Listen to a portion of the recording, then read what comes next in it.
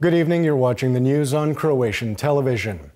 Prime Minister Andrej Plenković attended the opening of a two-day summit of 16 Central and Eastern European countries and China in Budapest today. The focus of the meet is on trade, investment, transportation, agriculture, science and technology, and the green economy. In 2016 alone, China invested some €13 billion into Eastern and Central Europe. In spite of the fact that we are geographically situated at opposite ends of Eurasia, China and the countries of Central and Eastern Europe have built a trans-regional platform for cooperation. It will allow globalization to truly reach every corner of the world, while simultaneously easing complementary cooperation for each country in the region in line with its specificity.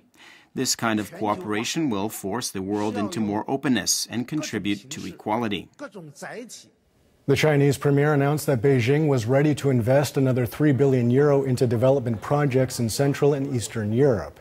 Host Viktor Orban emphasized the importance of strengthening ties with China.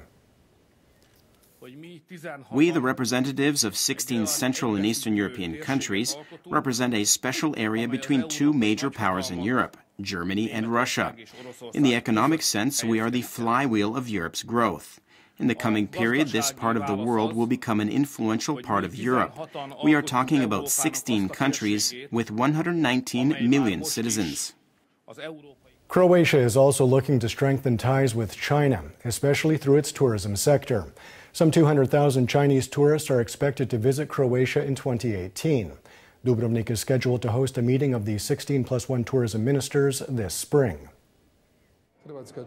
Croatia will create a center for small and mid-sized businesses, which will cover the countries of Central and Eastern Europe and relations with China.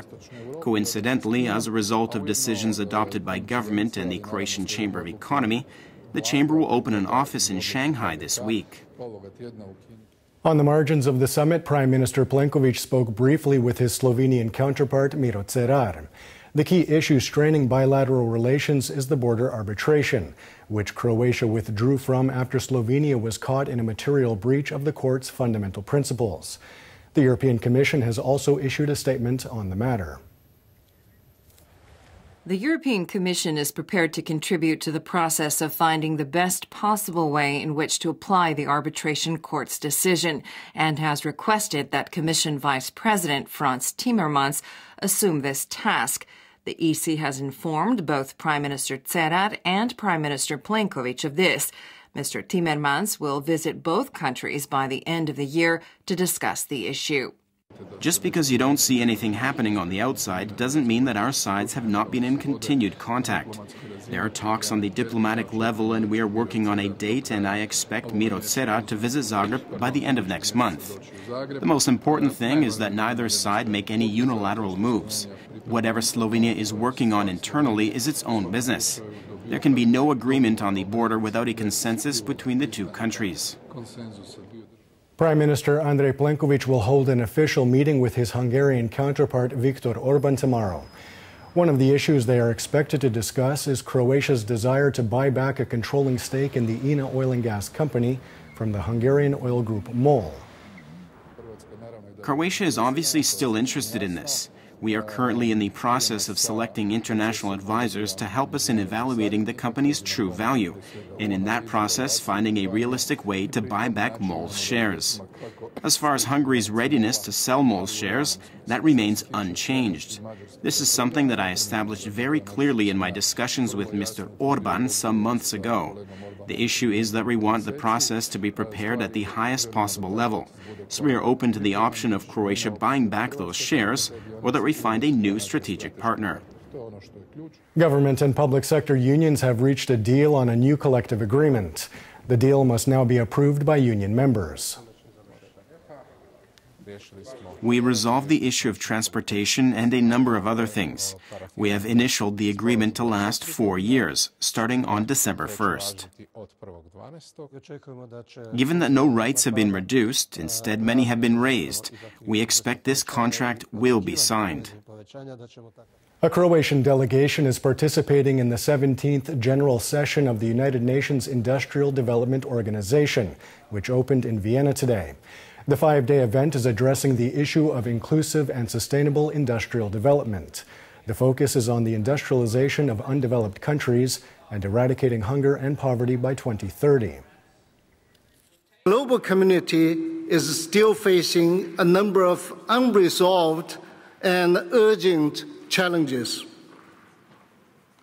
Your Excellencies, poverty, unemployment, the hunger remain the most persistent and daunting task for the global community. Our role here is to provide support in those areas where Croatia could assist in bringing to fruition UNIDO projects around the world. Croatia was the recipient of some 30 UNIDO projects prior to joining the EU. Now we are in the category of more developed nations, so we, or better said our companies, private or otherwise, could work on bringing UNIDO projects to life in Bosnia and Herzegovina, Montenegro, or in Eastern European or African countries. And in that sense, the Economy Ministry has already established some contacts in those places with that goal in mind. Speaking at the second consultation of the Croatian Roads Association today, Infrastructure and Transportation Minister Oleg Butković said that the construction of the Pelješac Bridge was the most important roads project next year. However, the focus of this year's consultations is on the sector's €5.2 billion debt. After abandoning the former government's plan to sell off Croatian highways, the incumbent government has opted for a financial restructuring of the entire sector.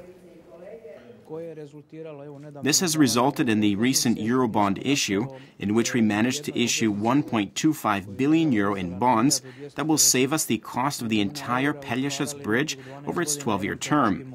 Next, we will make another bond issue on the domestic market. This is all being done by the Finance Ministry in cooperation with us, and represents one of the major reforms being implemented by this government in a bid to ensure that the road sector is stable and sustainable.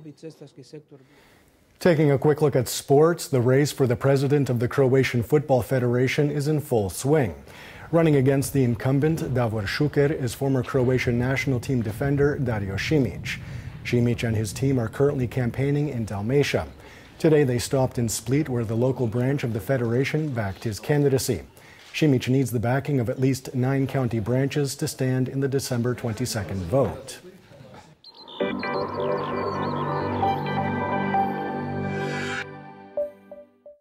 And now the forecast for tomorrow. Predominantly sunny with some morning frost and fog in the interior. Cloud cover will begin to move in from the west in the afternoon. The northern Adriatic will see overnight rain, while Gorski Kotar will see some snow. The northern parts of the country will see southwesterly winds, while the central and southern coast will see a northerly and northeasterly. Morning lows of -8 to -4 degrees Celsius in the mountains, -5 to -2 elsewhere in the interior, and 2 to 6 degrees on the Adriatic will give way to highs of 3 to 8 degrees in the interior, 10 to 12 on the coast. The 3-day forecast for the interior calls for moderate to heavy cloud cover on Wednesday and Thursday with intermittent rain, snow at higher elevations. Expect more sun on Friday. The coast will see some intermittent rain, heavy downpours in some places. Moderate to strong southerly winds will bring slightly warmer temperatures. Colder with northerly winds going into the weekend.